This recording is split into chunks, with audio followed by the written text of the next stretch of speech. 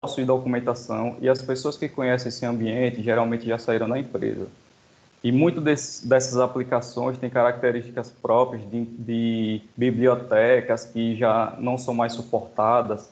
E para esse tipo de ambiente, geralmente a gente migra como infraestrutura as service, ou seja, a gente monta a máquina virtual com todos aqueles detalhes que tem no seu ambiente on-premise, no seu ambiente onde você tem aquele servidor dentro da empresa e leva daquela forma, tá? É a forma menos impactante e com isso a gente consegue fazer a migração. Não é uma migração tão simples, mas também não é impossível, tá? Quando a aplicação é web e ela possui suporte do fabricante ou foi desenvolvida internamente, é mais simples de ser levada para a nuvem. Por quê? Porque você tem o suporte do seu fabricante dizendo que a aplicação já é compatível com o ambiente em nuvem, ou então você tem uma equipe de desenvolvedores internos, onde você pode conversar com eles e ver quais aspectos podem ser alterados para que essa migração seja realizada com sucesso, tá? Se a aplicação é desktop, ela possui uma característica que é trafegar muitos dados pela rede, porque o processamento todo é na estação do usuário, então ele vai, envia a requisição e recebe a requisição. Isso, falando de uma empresa grande, 100 máquinas, 50 máquinas, isso realiza um tráfego muito grande na rede, tá? E aí o que acontece? Quando a gente migra esse tipo de aplicação, o ideal é que seja levada ela para a nuvem também, seja utilizado via terminal service ou qualquer outra tecnologia, tá? Para que o tráfego seja todo no barramento de rede do Azure e apenas os clientes consumam só aquela console de acesso à aplicação que já está hospedada lá no Azure. Outro ponto bem importante é que as empresas geralmente pensam em migrar para a nuvem, mas elas não pensam na redundância de links. Por quê? O que é que adianta eu migrar minhas aplicações para a nuvem se meu link de internet é muito instável ou se ele cai, meus usuários não têm mais acesso a essa aplicação? Então, o ideal é que você tenha links bons e redundantes, porque se um link cair, o outro vai subir e sua empresa não vai parar, tá? Outro ponto muito importante que não devemos esquecer é a homologação. Testes de compatibilidade, testes de estresse, testes de latência. Então, o ideal é que façam muitos testes. Não adianta querer migrar para a nuvem do dia para a noite. Tem que ter um planejamento e esforços técnicos e operacionais para que a migração seja feita com sucesso. Tá, César, eu quero migrar para a nuvem. Quais são as opções de banco de dados que eu posso utilizar? Nós temos o IaaS, que é a Infrastructure as Services, que nada mais é do que o provisionamento de uma máquina virtual. É bem semelhante ao que a gente tem na empresa hoje, sobre aquele servidor físico ou aquela máquina virtual, onde eu tenho um Windows, onde eu tenho o SQL Server instalado, onde eu tenho o storage, onde eu estou armazenando os dados do banco de dados, tá? Essa parte da migração aqui é bem mais simples, porque ela trabalha numa camada e numa tecnologia que nós já estamos acostumados há muitos anos com virtualização, tá? E nós temos a plataforma as Services. O que seria a plataforma as Services?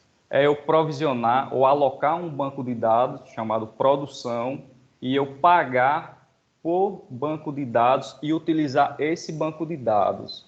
Ou seja, eu não tenho mais aquela responsabilidade de cuidar do servidor Windows por trás desse banco de dados.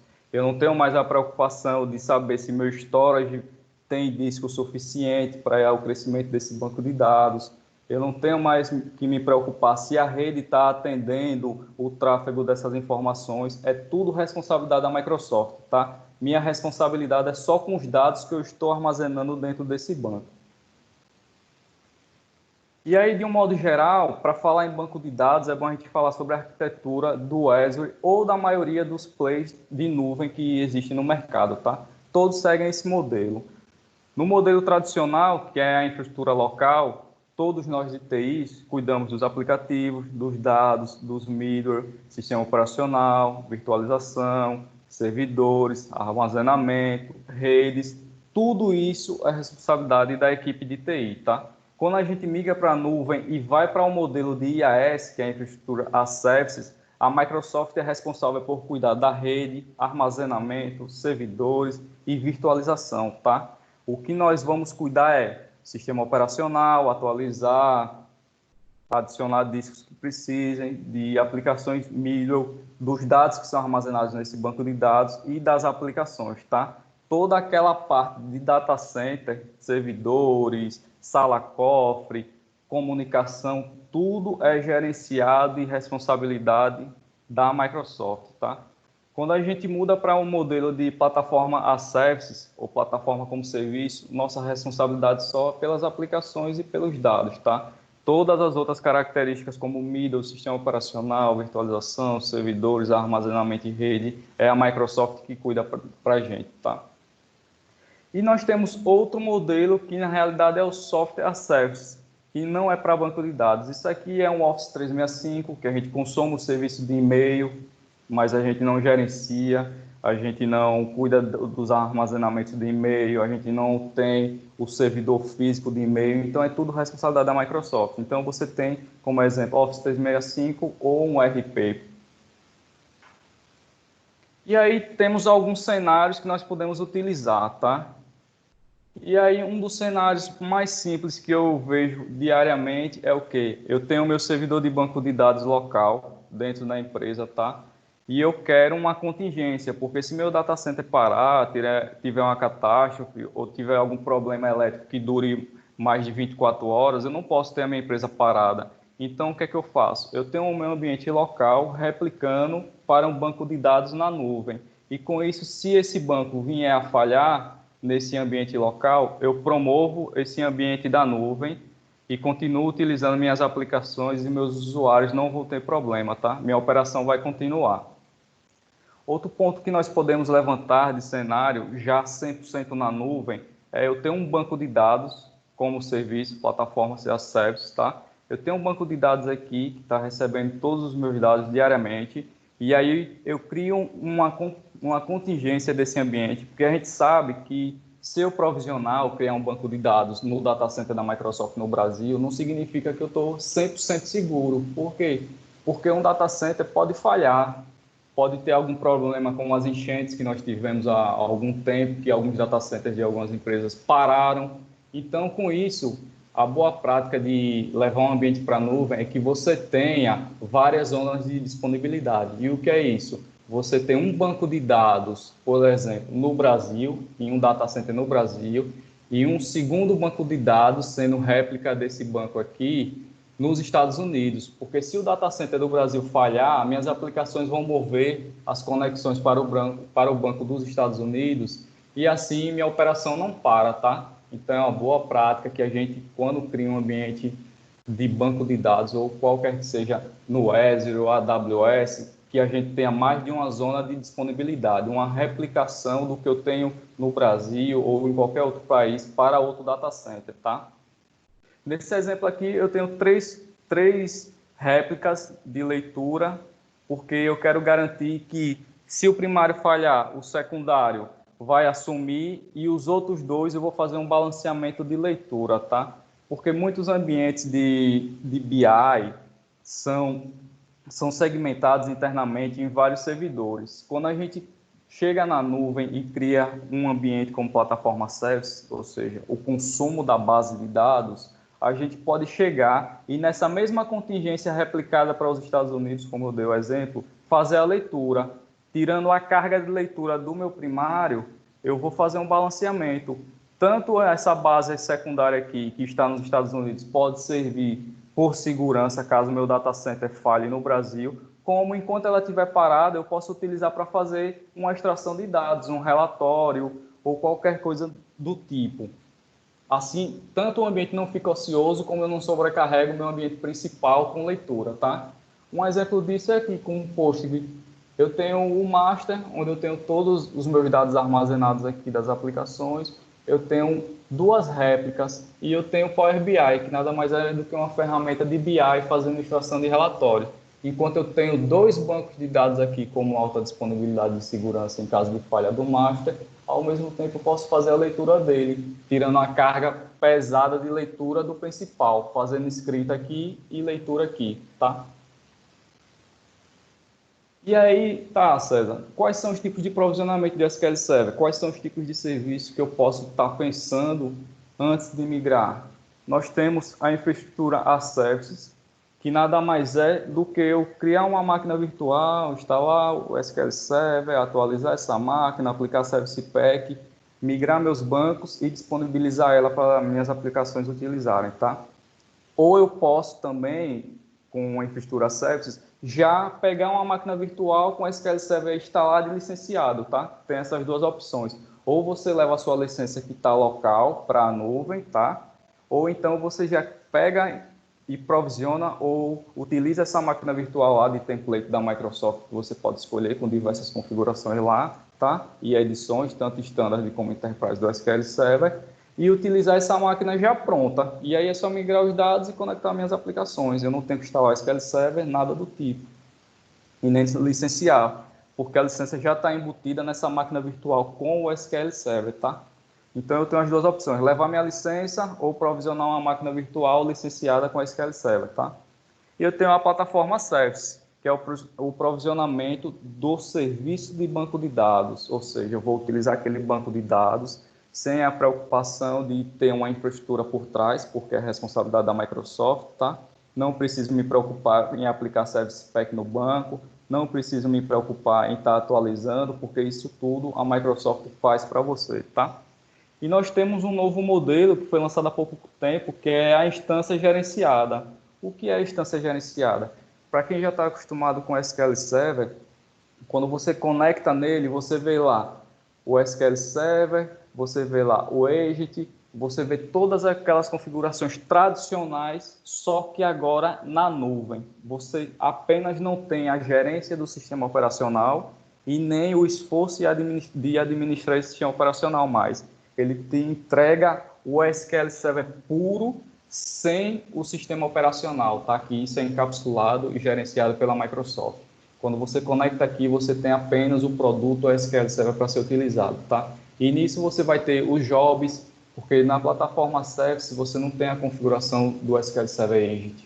E muita gente, muita empresa ainda utiliza o serviço do SQL Server Agent, que é o de agendamento, para automatizar vários processos na criação de jobs, tá? Seja a carga de dados, seja o envio de notificação, seja na manipulação de alguns dados internamente para fazer correções. Então, muita gente utiliza o serviço do Agent para automatizar essas rotinas. Então, o Agent você vai ter no Infraestrutura Services e no SQL Server Management Instance, tá? Isso aqui foi novo justamente porque as pessoas precisavam muito do Agent e no PES não tinha, tá? Isso aqui foi lançado há pouco tempo, esse produto. Não se preocupem que mais na frente eu vou mostrar como é cada item desse, tá? A plataforma Services e a instância gerenciada do SQL Server. O IAS todo mundo já conhece, que é um ambiente tradicional que já tem mais de 30 anos aí no mercado. E aí, para o pessoal de Oracle, eu pensei, pô, eu estou falando só de Microsoft e Oracle. Tem clientes que têm Oracle, então eu vou falar bem por cima, porque nosso foco é Azure SQL Server, tá? Mas eu vou falar para que vocês tenham conhecimento que para Oracle também existe. Então, eu tenho tanto a infraestrutura tradicional, que é a máquina tradicional, uma VM na Azure, com um Oracle Database instalado, e eu tenho o Oracle Cloud, que aí já é no Oracle Cloud o player de virtualização e nuvem da própria Oracle, tá? E lá nós temos os modelos similares ao que eu citei do SQL Server, que é o PES. E lá nós temos também o modelo Bare Metal, que nada mais é do que você ter seu Oracle conversando direto com o hardware. Eu não tenho mais aquela camada de sistema operacional, um Linux ou Windows, tá? Meu Oracle vai comunicar diretamente com o hardware. Nós temos o Exadata, que nada mais é do que um conjunto, uma caixa fechada, onde eu tenho storage, sistema operacional e banco de dados conversando de uma forma que, como a Oracle gerencia e desenvolveu essas tecnologias, é bem otimizada para grandes cargas de processamento de altos volumes de dados, tá? Então, é uma caixa onde tudo é conversado de maneira bit a bit, muito baixo nível, tá? Para que eu tenha uma extração muito grande de performance, tá? E eu tenho o ATP, que nada mais é do que o Autonomous, que a Oracle chama, né? Que nada mais é do que o provisionamento do banco de dados como um serviço, como eu mostrei lá, do plataforma Service do SQL Server, tá? E aí, alguns benefícios da adoção da nuvem, tá? A gente tem a redução do tempo para disponibilizar um ambiente de banco de dados, tá? Ou seja, hoje, se seu ambiente não comporta mais uma aplicação nova e você precisa de um banco de dados, você vai fazer o quê? O princípio básico. Eu vou fazer uma cotação com vários fornecedores, a minha empresa, meu presidente, vai adotar qual preço é melhor, eu vou fazer a compra, eu vou esperar pelo fornecedor de 30 a 60 dias para chegar esse servidor, tá? Esse servidor vai chegar, se não tiver nenhum problema de controladora, placa de rede ou memória ou alguma coisa que possa impactar, eu vou atualizar o firmware dele, eu vou instalar o sistema operacional, vou atualizar o sistema operacional, vou instalar meu banco, fazer meus testes e só assim eu vou disponibilizar para a produção, tá? No modelo de nuvem, em poucas horas você tem isso pronto e disponível para ser utilizado, tá? Eu não tenho mais todo esse trabalho de fazer uma cotação, selecionar o menor preço, comprar o hardware, esperar o hardware chegar, atualizar, e ainda é possível ter um problema, eu ter que solicitar para vir uma peça de reposição. Então, isso tudo aqui com a nuvem acaba, tá? Em poucos cliques, em poucos minutos ou horas, você provisiona um ambiente de pequeno, grande e médio porte, tá? Outro ponto-chave é pague apenas pelo que você utilizar. Quando a gente pensa em on-premise, que é o nosso servidor local dentro da nossa empresa, a gente pensa em comprar um servidor que no mínimo suporte de 3 a 5 anos, tá? Isso de crescimento no meu banco de dados ou das minhas aplicações. Por quê? Eu não posso comprar um servidor que daqui a um mês eu não tenha mais storage, ou o processamento não aguente, ou a memória não esteja aguentando minha carga de dados, tá? Eu tenho que comprar uma máquina com um hardware muito grande, tá? Que suporte de 3 a 5 anos. E aí o que acontece? Se minha empresa não crescer essa estimativa do hardware que eu comprei, onde eu investi 100, 200 mil nesse ambiente, eu vou ter um ambiente ocioso com um dinheiro que eu investi e não estou tendo retorno, tá? Porque meus recursos não chegaram àquela provisão que eu aloquei no hardware. Com isso, na nuvem, eu compro ou provisiono a máquina ou o serviço de banco de dados ideal para até 5 meses e vou acompanhando o ambiente. O ambiente está crescendo? Tá. Tranquilo, daqui a 3 meses eu vou expandir. Ah, o ambiente não cresceu tanto, eu não preciso expandir. Com isso, eu tenho economia de recursos, porque eu vou gastar apenas o que eu estou utilizando e apenas o necessário, tá? Não adianta querer migrar para a nuvem com um servidor que era 128 GB de RAM hoje e eu já criar um ambiente com 128 GB de RAM sem saber se realmente esse ambiente está sendo utilizado como um todo. E com a nuvem, isso fica de forma muito simples e clara, tá? É acompanhar e escalar apenas se realmente precisar. Então, a economia de recursos e gastos aqui é muito grande. Outro ponto é a facilidade de escalar as aplicações ao banco de dados, né? Hoje eu posso ter uma aplicação que tem 50 usuários e de repente amanhã eu posso ter 1.000 usuários, tá? Um exemplo bem claro disso aqui que eu passei foi ao tentar mudar meu domicílio do título eleitoral, tá? Eu acessava lá o sistema e não conseguia. Por quê? Porque eles criaram uma aplicação e tinham um ambiente que aguentava uma carga X de usuários acessando simultaneamente. Só que com essa pandemia aí, todos os serviços ficaram online e o ambiente deles não aguentou. Na nuvem, esse ambiente poderia ter começado atendendo a 100 usuários e nesse período que eu estou disponibilizando todos os serviços na nuvem, eu poderia configurar de forma automática para, caso seja necessário, esse ambiente escalar e atender até os 1.000 usuários. E assim que passar essa pandemia, meu ambiente baixar e aí eu continuar atendendo agora aos 100 usuários e não mais a 1.000. Ou seja, eu vou ter um custo maior no aumento do tráfego, mas quando acabar essa busca, essa utilização muito grande do sistema, o pico vai descer de utilização e eu vou voltar a pagar apenas por 100 usuários, tá? Isso garante que meu ambiente vai atender e que eu não vai gastar muito. Por quê? Porque eu só vou escalar se realmente precisar, tá? E não iria ter impacto para os usuários, porque eles iam ser atendidos. Eu mesmo não consegui mudar meu domicílio por causa disso, tá? Então, uma das flexibilidades da nuvem é isso, é eu crescer ou não à medida que eu preciso. Outro grande ponto importante é a inclusão de empresas de qualquer porte, né, na utilização de recursos de tecnologia de ponta. Porque o Azure está lá para o pequeno, médio e grande, tá? toda a tecnologia que está lá é a tecnologia mais nova. Então, desde uma padaria que tem um simples sistema e eu posso colocar lá na nuvem, no Azure, tá? Ela pode utilizar, como eu posso ter um banco, uma instituição financeira ou um órgão do governo, ou seja, eu estou democratizando a tecnologia para todos, tá? E aí, pessoal, como eu vou mostrar mais na frente como criar um banco de dados, como é a plataforma do Azure, da nuvem da Microsoft, e tem o pessoal de Oracle aqui, que eu já olhei, já vi o Pedro aí, ouvindo e vendo toda a palestra, então eu lembrei do pessoal de Oracle, tá? E aí, o que foi que eu fiz? Eu tirei um print da console da plataforma Services, que nada mais é do que eu utilizar o banco de dados como um serviço, tá? E aqui está a console da Oracle Cloud com um banco de dados que eu provisionei, tá?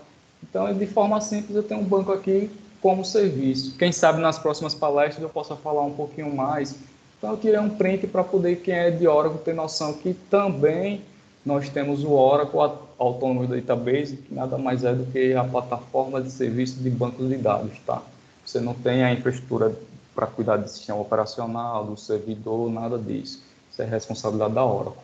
Aqui você vai cuidar apenas dos seus dados dentro desse banco de dados, tá?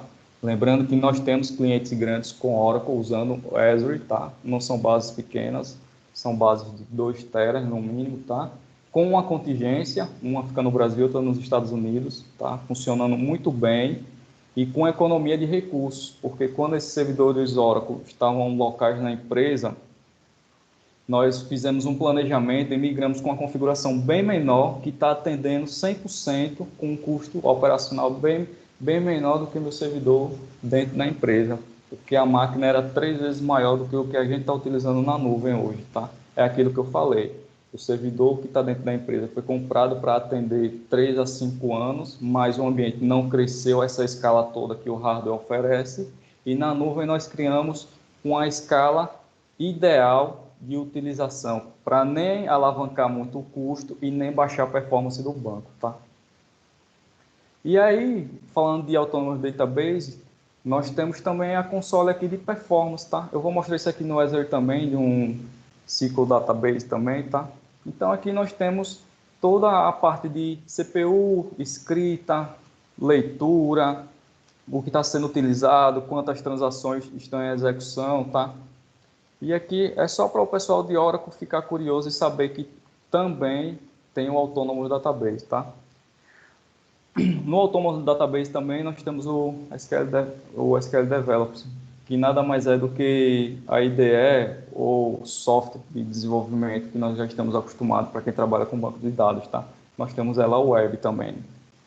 É mais informação para vocês de Oracle saberem que nós temos também isso, tá? Para Oracle. O pessoal, só reafirmando aí o que o César comentou, né?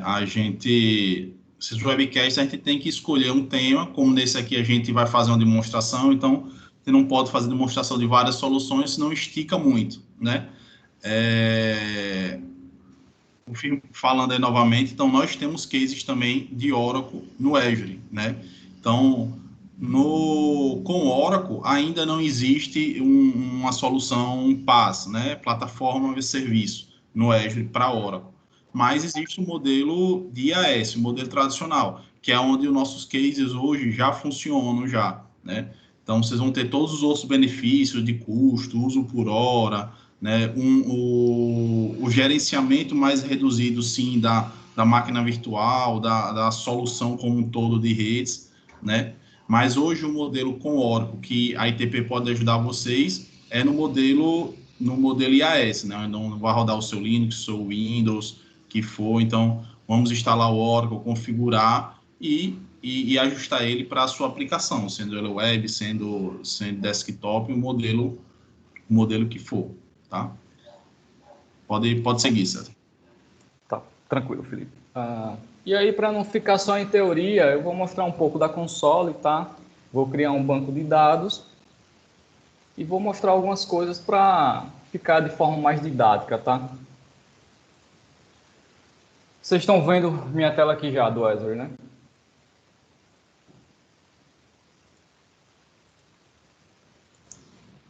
Sim, César, tá aparecendo aí, o pessoal tá confirmando aí. Pronto. Eu loguei aqui no portal do Azure, tá? E aí, o que é que eu vou demonstrar? Eu vou criar um banco de dados de uma forma simples, tá? Bem simplista, para que vocês vejam que não tem bicho de outro mundo, tá? É uma forma bem simples. Eu posso vir pelo menu aqui, ou eu posso vir pelo atalho aqui, Azure SQL, tá? Vou clicar aqui. Aqui eu já tenho alguns ambientes provisionados, mas o que eu vou demonstrar é criar um banco de dados como serviço, tá? Vou clicar em Add.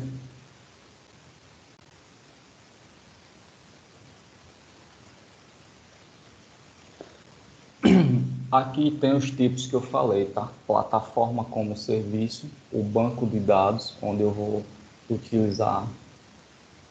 Tenho a instância gerenciada que eu falei e tenho o IAS, que nada mais é do que eu ter uma máquina virtual com ou não, com o SQL Server já licenciado, ou eu levando a minha licença, tá?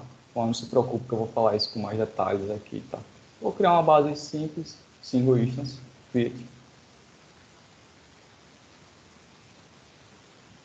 E aí eu vou selecionar, vou dar um nome, treinamento, tá? Vou dizer, vou criar um servidor, tá?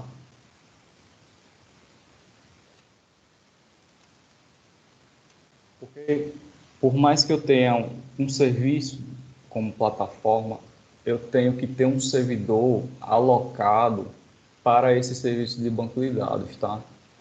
Então, eu estou criando aqui o servidor, tá? Eu coloquei TP Solução 04, vou criar um usuário chamado César, tá?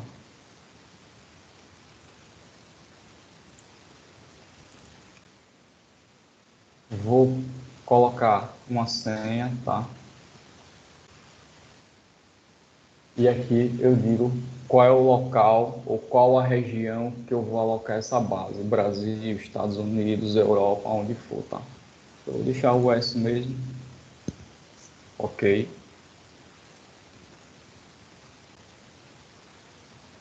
E agora eu vou escolher qual é o tipo de base que eu estou criando. Aqui, Compute Storage, tá?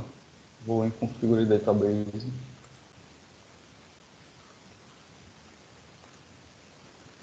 E aqui, durante todas essas abas aqui, eu tenho todos os tipos de banco de dados que eu falei, tá? Nós temos a plataforma, eu vou criar um banco de dados aqui com base na plataforma Service, que é o banco de dados puro para você ser consumido, tá? E aí, nós temos o modelo Basic, que é o básico. Esse inicial aqui é só para você fazer um teste, fazer um laboratório, tá?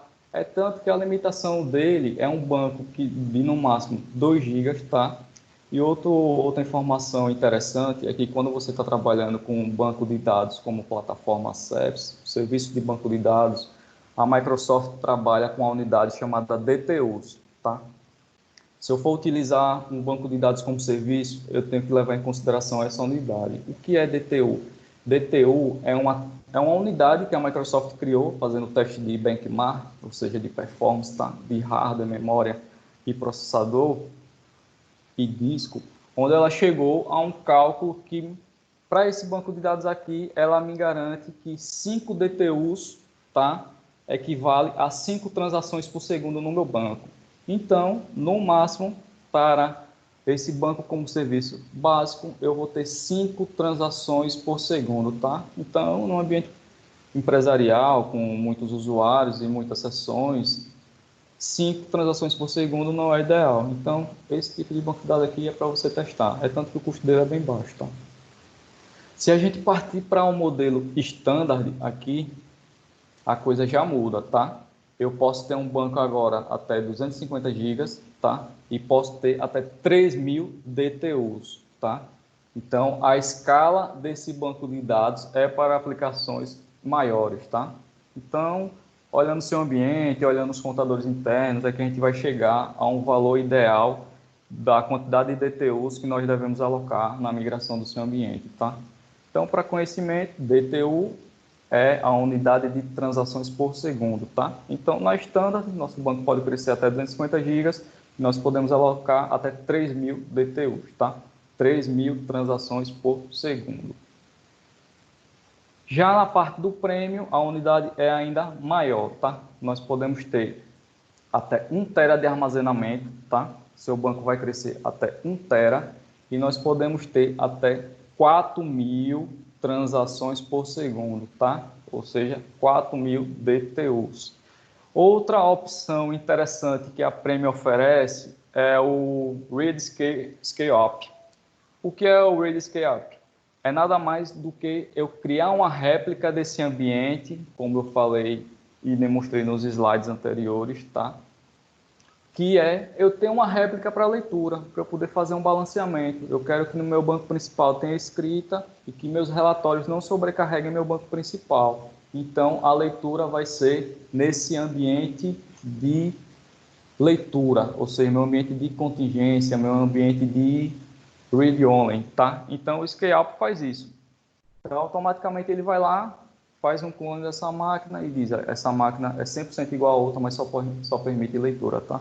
E assim eu vou fazendo balanceamento de escrita no master ou no principal e leitura no secundário, tá?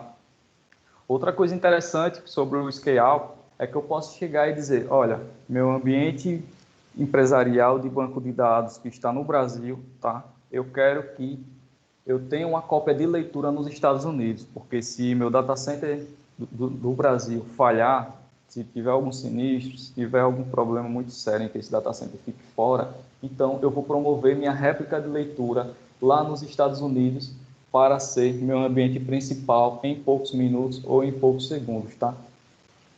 E com isso, mesmo que meu ambiente principal não tenha nenhum problema, eu posso aproveitar os recursos dessa base de leitura e tirar meus relatórios, entendeu? Então eu faço um balanceamento com um custo bem abaixo, porque se a gente for fazer isso no on-premise, eu vou ter que ter outro licenciamento no SQL Server instalado para poder fazer a replicação desses dois servidores, tá?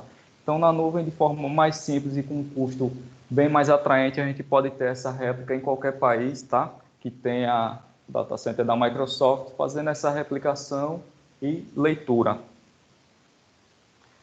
O que eu falei sobre a zona redundante, tá? Nada mais é do que eu ter a cópia desse banco de dados em outro data center, seja dentro do Brasil, ou seja nos Estados Unidos ou em qualquer outro país, tá?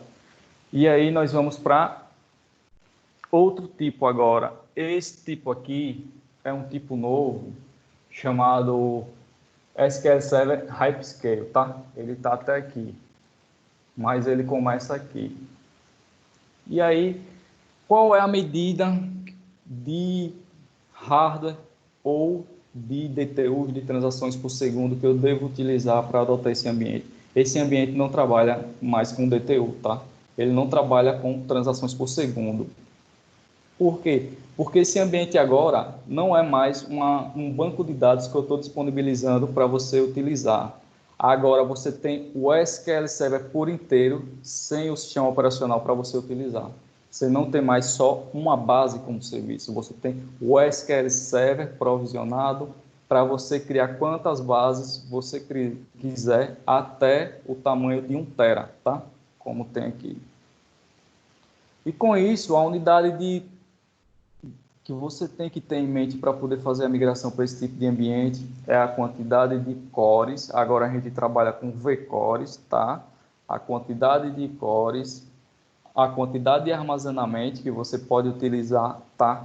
E a quantidade de memória que você vai necessitar para esse ambiente. Perceba que quando a gente trabalha com plataforma services, a gente trabalha com o banco de dados tendo a unidade de medida DTU, transações por segundo. Quando a gente pega o serviço do SQL Server, nós temos o SQL Server provisionado para você ter várias bases, tá? Com a medida agora de armazenamento, quantidade de vCores, tá? E quantidade de memória utilizada. Ou seja, meu SQL Server com CPU, disco e memória dedicadas para ele, tá? E aí nós vamos para o Hyperscale, que nada mais é do que todo esse conjunto que eu falei, que a gente trabalha agora com quantidade de cores, quantidade de armazenamento e quantidade de memória utilizada. Só que o Hyperscale ele foi concebido de uma forma diferente. Por quê? Porque a Microsoft recriou a camada de storage. Então, essa camada de storage hoje, ela é bem diferente do modelo tradicional de banco de dados que a gente utiliza, tá? Ela é bem performática porque ela trabalha com várias cópias dos blocos, que são os tamanhos ou unidades dentro do banco de dados que são armazenadas as informações. Então, ela trabalha com vários snapshots disso, tá? E aí, para escalar esse ambiente, ela vai adicionando réplicas de leitura, tá? E aí você pode fazer todo aquele balanceamento que eu falei. Leitura de um lado em um banco, leitura em outro ou escrita no principal, tá? Porque você pode ter até 4 réplicas. Ou seja, eu posso ter um master tendo escrita direto e 3 réplicas, 4 réplicas, aliás, tendo leitura constante, tá? Um grande fator e diferencial desse hyperscale aí é que um backup que eu faça de uma base de 2 teras ou 4 teras ou 10 teras dura minutos, tá? Por quê? Porque essa camada de storage ela é bem otimizada e quando eu faço um backup desse banco de dados, eu não faço mais o backup do banco, eu faço um snapshot a nível de storage, tá? Então, esse tipo de ambiente hyperscale ele é para ambientes muito críticos, muito transacionais, onde performance é essencial. É tanto que a Microsoft garante que de 1 a 10 milissegundos de latência, tá? De leitura e escrita. Então, a base da melhoria desse serviço do SQL Server é o trabalho a nível de storage, tá? Isso foi uma engenharia toda reconstruída e também não tem muito tempo que esse tipo de serviço foi disponibilizado, tá? E aí nós vamos para um ambiente ainda mais crítico, que é tudo aquilo que eu falei, só que com configurações ainda maiores, tá? Então a diferença é o nível de configuração de cores, de armazenamento e de memória que eu posso utilizar, tá? Esses são os tipos que nós podemos utilizar de plataforma as services, meu banco de dados como serviço, ou infraestrutura as services, tá? Alguém tem alguma dúvida sobre essa parte aqui antes que eu crie o banco?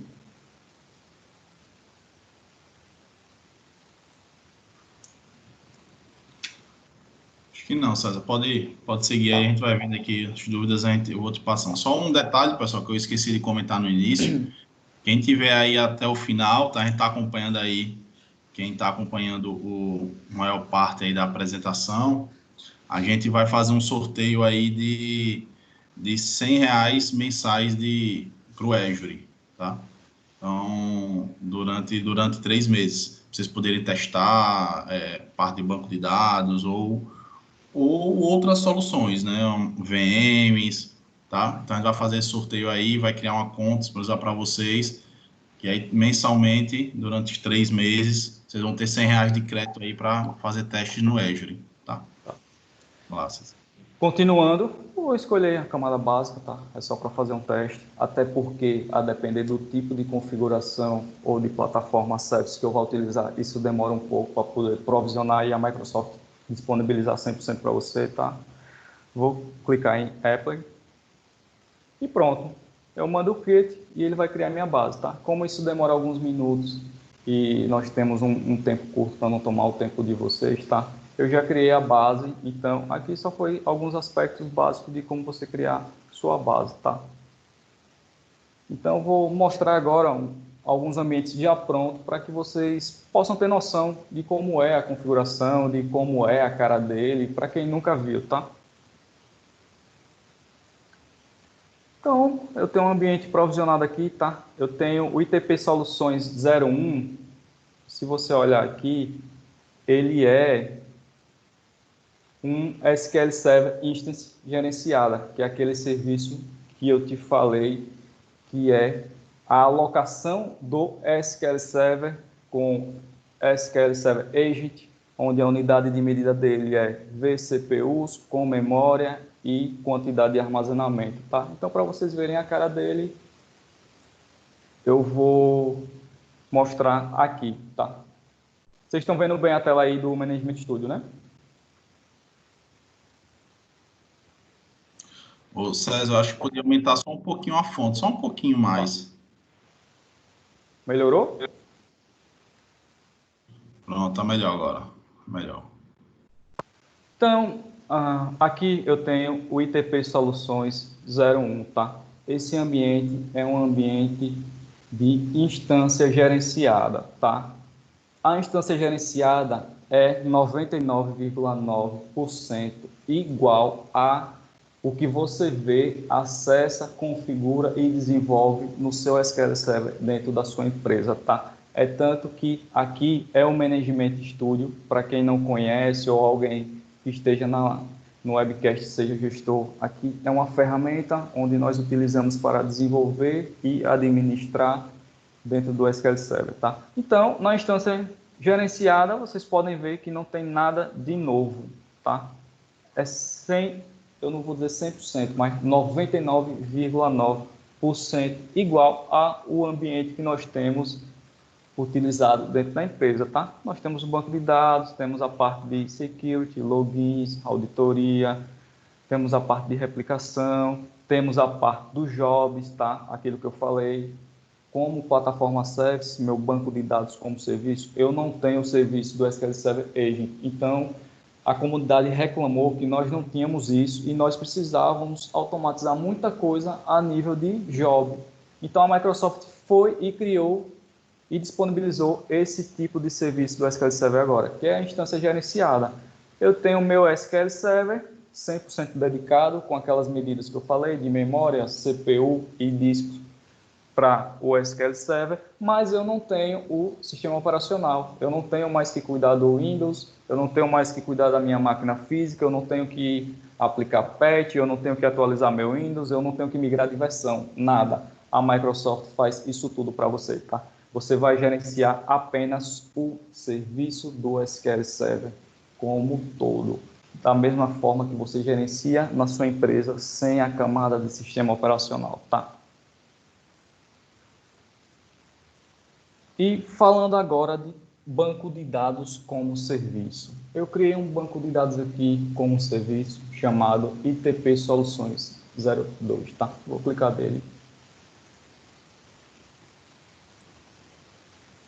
Vou na parte de SQL Databases, tá? Vou clicar no meu banco Lab02. Lembrem que aqui eu estou falando de banco de dados como serviço. Então, eu provisionei meu banco de dados Lab02, tá? Onde eu vou ter minhas tabelas, onde eu vou fazer minhas consultas, onde minha aplicação vai conectar e utilizar, tá? Aqui eu já tenho o status que está online e aqui o tipo do banco, o tipo de precificação que eu escolhi, que é o tipo básico. Vou clicar nele. E aqui eu tenho a console de gerência, eu tenho todas as informações referentes ao banco de dados Lab02, tá? Então, de antemão, quando você acessa esse banco Lab02, nós temos diversas informações, tá? Como eu não tenho como falar de todas, eu vou falar das que eu acho mais interessantes aqui, tá? Nós temos o server name para conectar, nós temos o tipo do banco, nós temos onde está localizado esse banco, nós temos o status, tá? E o principal, como esse banco, a unidade de medida dele é de transações por segundo, eu tenho que monitorar se esse ambiente está tendo gargalo ou não do número de transações que as aplicações estão realizando.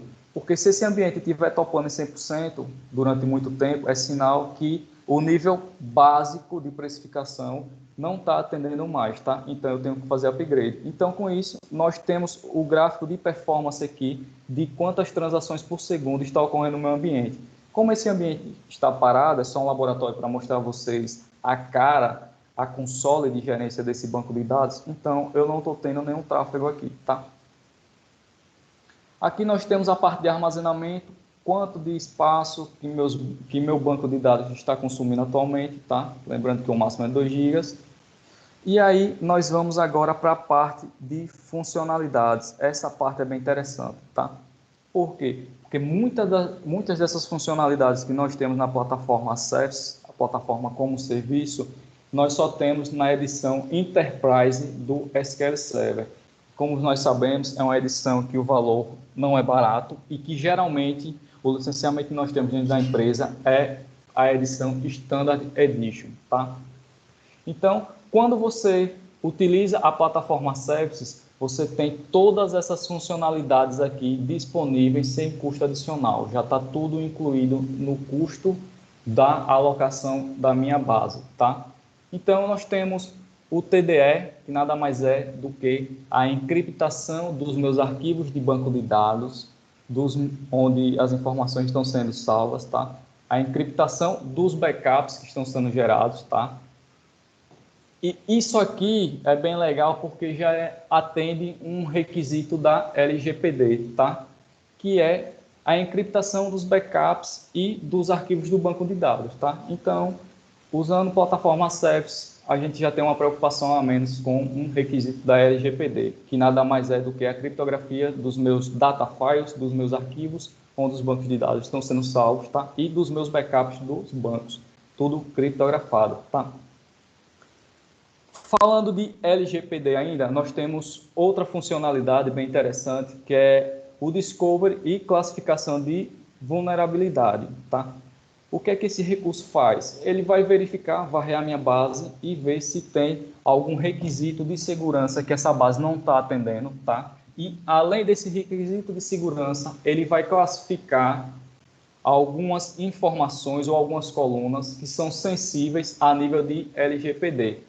Um exemplo, CPF e sexo, tá? Ela vai chegar, vai classificar lá e vai dizer, César, essas colunas aqui estão infringindo a Lei Geral de Proteção de Dados. Então, nós podemos visualizar essas colunas já classificadas, tá? Você não vai sozinho varrer todo o seu banco para classificar isso. Isso aqui ele já faz um bom pedaço do trabalho, tá? Então, com a classificação, nós podemos chegar e vir para mais um item da LGPD, que é mascarar essa informação, tá? Essa informação, uma vez que é classificada aqui no Advanced Security, agora nós vamos mascarar para que nem os usuários e nem quem está administrando tenha acesso a essa informação de forma crua, tá? Ou seja, ele não vai acessar o dado sensível que a LGPD diz que não é para ninguém acessar. Com o mascaramento. Um classifica, te diz quais são os campos, o outro te diz as opções para você mascarar os dados sensíveis, tá? Outro ponto bem importante é o Automatic Tunnel. Para quem não conhece ou não sabe o que é tunnel, nada mais é do que você trabalhar com customização de performance, tá? Isso aqui é o que o DBA faz hoje em dia dentro da sua empresa, ou o que nós fazemos para vocês, quando vocês abrem um chamado e nós analisamos as rotinas e dizemos, não, é problema de disco, é problema de falta de índice ou uma query mal escrita, tá? Isso aqui ele já faz para você. Isso aqui eu vou mostrar mais na frente e é um item bem interessante, tá? Então, é o Automatic Tunnel. Nós temos a parte de auditoria também, de eventos, como nós podemos fazer auditoria de operações no nosso ambiente, tá? Para controle e log das operações, tá? Nós temos mais um item que eu falei, que é o GeoReplication, que nada mais é do que você ter seu banco de dados replicado para outro país ou para outro data center, tá? Onde você pode ter a leitura nessa réplica ou simplesmente ter essa réplica de segurança, caso o meu data center principal caia, eu tenha minha réplica para subir automaticamente e minha operação continuar com baixo impacto, tá? Então, eu vou falar agora da parte de tunnel, que eu acho bem interessante, tá? Eu venho aqui na parte de performance inteligente, aqui, tá? Vou em performance overview. E aqui ele me dá informações bem interessantes. Ele vai me dizer as top queries que estão consumindo CPU, aqui do meu lado direito, tá? Escrita de disco e leitura, tá? Ou seja, eu tenho CPU, eu tenho gráfico de CPU, leitura e escrita e tenho o gráfico de consumo de transações por segundo para ver se meu ambiente está sendo sobrecarregado, tá? Na parte de performance e recomendação, eu não vou ter nada porque esse ambiente, como eu falei, ele está parado, ele foi criado apenas para demonstrar para vocês. Mas nessa parte, o que é que ele vai me dizer? Ele vai me recomendar que algumas queries ou alguns índices sejam criados de forma automática, tá? Só que para que isso funcione e para que essa automação seja aplicada automaticamente, sem intervenção humana, nós temos que vir na aba Automatic Tuning. E aqui é onde a mágica acontece. É onde eu tenho as opções que eu posso habilitar e a engenharia construída por trás do Azure Database, que a Microsoft desenvolveu, a IA deles, vai trabalhar, tá? Dando uma força para o DBA. Isso aqui não tira o papel do DBA, mas dá, auxilia. É tanto que nós temos a opção do Drop Index, que eu posso dizer on ou off, tá? Que são as opções mais utilizadas, que nada mais é do que eu ter meu banco de dados migrado para a nuvem e a engenharia ficar verificando se tem algum índice que não está sendo usado, tá? Então, o que ela vai fazer? Esses índices têm muito tempo que não são utilizados e o que é que acontece? Quando o índice não está sendo utilizado, ele vai gerar um gargalo de performance, porque para quem não sabe como o índice funciona, toda vez que eu faço um cadastro de uma informação ou faço uma modificação dela ou um delete, eu tenho que fazer uma reordenação de todas as informações para que quando eu vá buscar, eu saiba que aquela informação está na página de dados X, ou seja, como um índice de um livro, eu sei que minha informação está na página 20, tá? Então, se esse índice não está sendo utilizado, o SQL Database vai chegar lá e vai excluir. Outra opção importante e bem interessante é o Create Index, que nada mais é do que ele vai ficar checando os gráficos de performance e vai dizer, olha, essa query aqui está precisando de um índice. Então, ele vai lá e cria esse índice, tá? E tem a outra opção, que é o Force Plan, que nada mais é do que ele verificar os planos de execuções, ou seja, a query no dia 1 estava bem legal a performance, no dia 2, por causa de alguma modificação, a performance caiu. O que é que ele vai fazer? Ele vai forçar que a query do dia 2 execute da forma do dia 1. E aí tem mais uma parte bem interessante, que é o Query Performance Insight, onde você tem todas as top queries por CPU, por leitura e por escrita. E aí tem um negócio bem interessante, porque eu posso ver aqui a quantidade de execuções, eu posso ter a duração e eu quero saber quem foi a query que executou 131 vezes. Então eu clico aqui e de forma simples ele vai me trazer a query que executou aquela quantidade X de vezes. Então, para fazer troubleshooting ou para quem não conhece o termo, análise de performance, isso aqui é bem interessante, porque com alguns cliques você tem informações de diversos níveis, tanto de queries, de consumo do ambiente, de escrita e de leitura, tá? E aí, pessoal, eu vou mostrar a vocês como é a plataforma Access conectada direto do Management Studio, tá? Então Ô, aqui... César, Oi, pode falar. vamos, acho que a gente está chegando aí no horário, né? Uhum. Acho que o tema é bem interessante aí e a gente podia avaliar e incluir uma parte mais técnica aí, né? Eu acho que algumas pessoas aqui falaram comigo aqui no privado, estão gostando, tudo, mas a gente está chegando no horário de Da polêmica. encerrar. Tá. Então, Faz aquela parte de demonstração de contingência, né, geográfica, tá, pronto. e aí a gente parte para finalizar e para o sorteio da turma aí. E a gente agenda um outro detalhe mais Tranquilo. técnico aqui. Então, pessoal, para finalizar, lembra que eu falei que eu posso ter um banco de dados no Brasil e um banco de dados nos Estados Unidos, tá? Então, para essa demo aqui, eu fiz isso. Eu tenho o SQL Server 02, eu tenho o banco de dados 02 no Brasil e tenho o banco de dados 03 nos Estados Unidos, tá?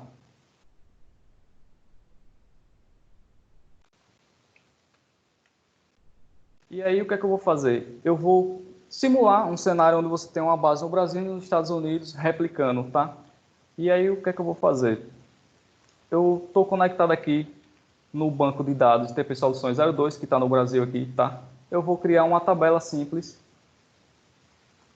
TB Lab, deixar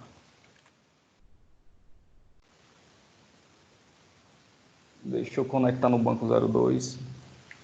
Pronto. Eu vou criar uma tabela de forma simples aqui, TBLab, tá? Não tem dados nenhum.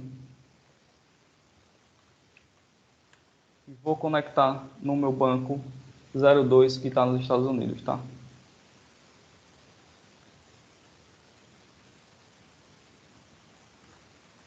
E aí eu tenho o 03 que está nos Estados Unidos. Minha tabela no 03 que está nos Estados Unidos está vazia, tá? Como vocês podem ver aqui. E aí eu vou inserir 50 linhas nessa tabela. No Brasil, eu inseri 50 linhas, tá? E minha réplica nos Estados Unidos está com as mesmas 50 linhas. Ou seja, a latência é muito baixa na replicação de uma base para outro país, tá? Então, como nosso tempo já está estourado já, o assunto é vasto, muito extenso, por mais que eu tenha tentado resumir, eu vou finalizar aqui, tá? E aí nós podemos agora tirar as dúvidas, caso alguém tenha.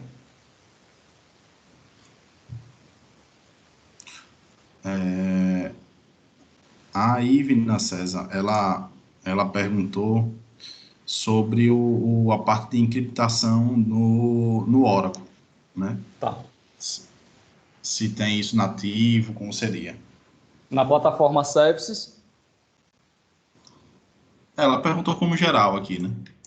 se for on-premise, é uma feature a mais, você tem que pagar por isso, tá? Se for plataforma as service, o banco de dados como serviço, a Oracle já entrega isso, tá?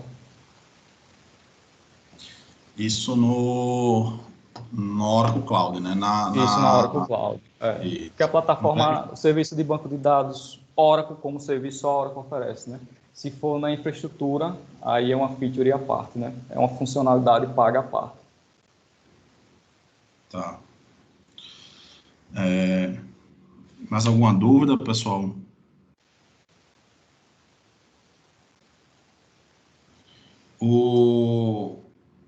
A Standard tem encriptação, César? Eu acho que a feature paga à parte tem. Eu tenho que dar uma olhada na documentação, que eu não lembro de cabeça. Porque é uma funcionalidade paga à parte.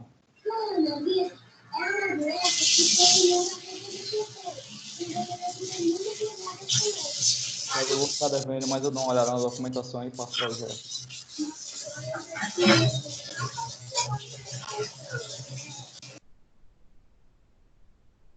Tranquilo. Deixa eu compartilhar só um slide aqui, César, para fazer uma demonstração para o pessoal, só para eles terem uma ideia do que a gente vai sortear, que dá para eles fazerem alguns testes legais aqui.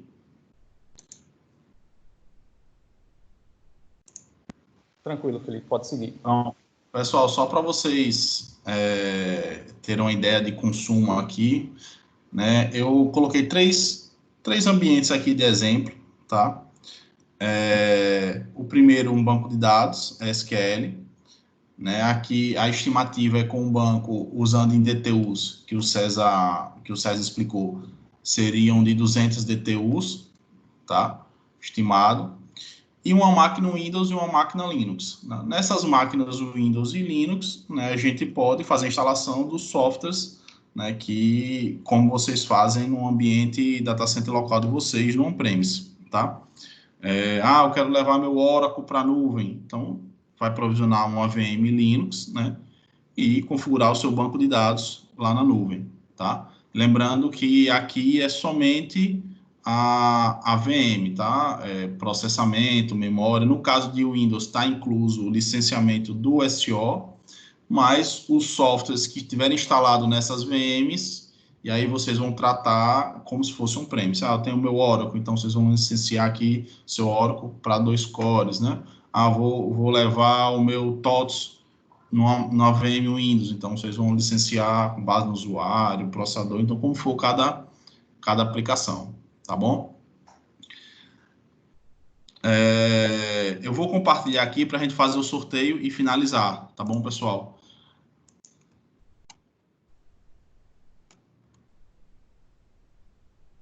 Felipe, quem fala é Tony. Me permita uma pergunta aí ao César enquanto você prepara o ambiente de sorteio aí. César, tá ouvindo? Sim, Tony, pode seguir. Opa, César, imagine que o cliente criou o banco lá naquele cenário do tipo Basic. A migração para o ambiente Premise ou superior, né? No caso, a escala dele. É simples e é quente ou tem que refazer o ambiente? Poderia falar um pouquinho sobre isso? É de forma simples. Eu vou fazer um upgrade ali só do tipo de custo e de unidade de transação que eu vou querer agora, tá? Então, eu vou lá, seleciono, aplico, é de forma quente.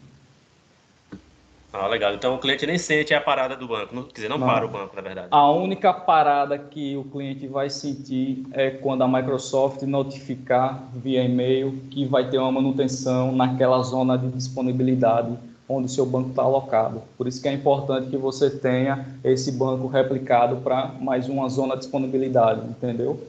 Então, a única parada vai ser essa que a Microsoft vai te falar. Olha, vai ficar parado meia hora porque vai ter manutenção nessa zona onde o seu ambiente está configurado. Legal, perfeito. Obrigado, César. Tranquilo, Pronto, Tony. pessoal. Vamos, eu coloquei aqui os nomes das pessoas que estavam presentes, tá? Agradecer aí mais uma vez, né, a participação e coloquei aqui uma pessoa só para o sorteio, tá? Então vamos lá.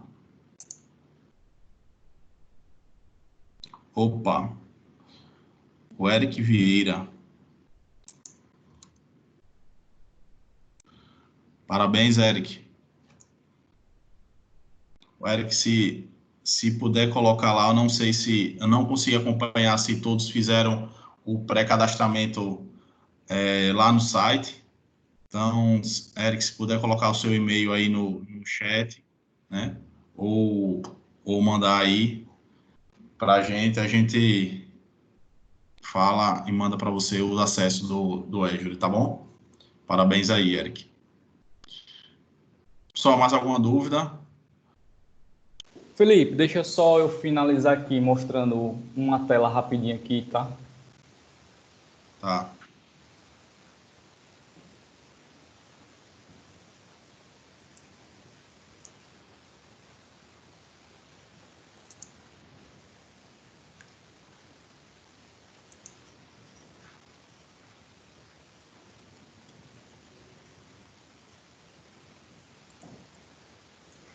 Pessoal, vocês estão vendo minha tela, né? Do Azure. Você Sim, está vendo sim. aí? Tá. Pessoal, só para finalizar aí, para vocês não pensarem que eu estava falando que um banco está nos Estados Unidos e no Brasil e não era verdade, tá? Aqui pela console do Azure você pode ver que o banco 02 está no Brasil, que é o primário, tá? E que o banco 03, como eu expliquei, mostrei a leitura dele, tá? Tá nos Estados Unidos. Então aqui eu tenho as informações que eu estou com o primário no Brasil e o secundário nos Estados Unidos, onde eu posso ter leitura e escrita e a virada automática, tá? Então, só para mostrar realmente que as bases estão em países diferentes sendo replicadas. E aí, César, tranquilo. Tá bom, pessoal, vamos finalizar. Obrigado mais uma vez. Tá? Próxima semana vamos falar de AD na nuvem, né? Parte de segurança. E provavelmente vamos ter uma mudança, tá? A gente vai testar o horário da sexta-feira, geralmente é quarta, mas próxima semana devemos fazer na sexta. Mas aí, como sempre passo, vou passar o convite, o horário, inscrição, tudo certinho aí para todos. Tá bom? Um abraço, pessoal. Tchau, tchau. Obrigado, César. Beleza, Felipe, César. Boa. Obrigado aí Obrigado a vocês todos, aí. pessoal, e obrigado por disponibilizar o tempo de vocês.